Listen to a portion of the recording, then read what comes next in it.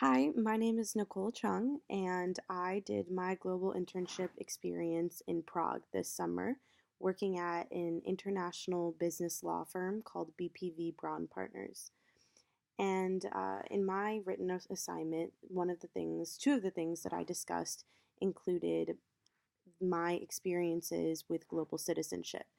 The first experience that I discuss is my experience learning about policy and culture in other countries and how they influence how we live with work and education, our ambitions, our desires, our families, and how what goes on at the top impacts individual people.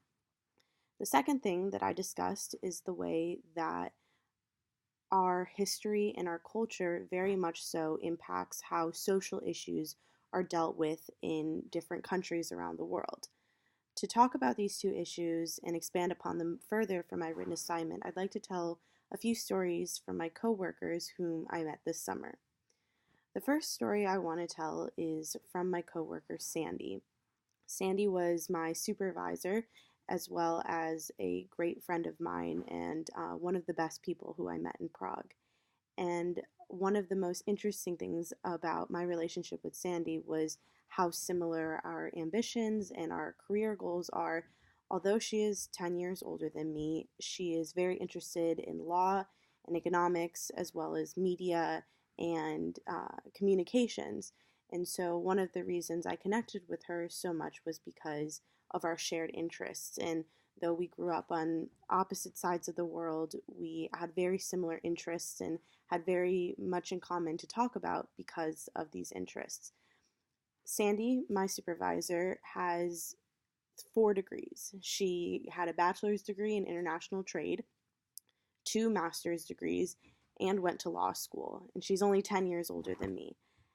When I tell this story to many of my peers, specifically those from the United States, people are surprised to learn that at the age of 30, she's gone to 4 levels of schooling.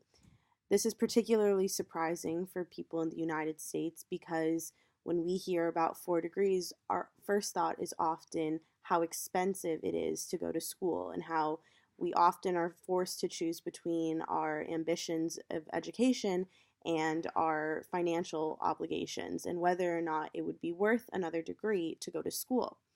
But the exciting but also very different thing about Sandy's experience is that she didn't have to pay for school.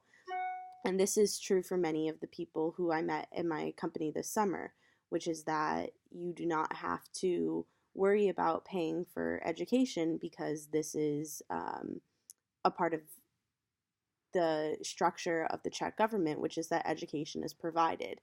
In the United States, this is often shot down as a socialist idea, but this is shown as an opportunity for people of all circumstances and all socioeconomic positions to achieve mobility through education.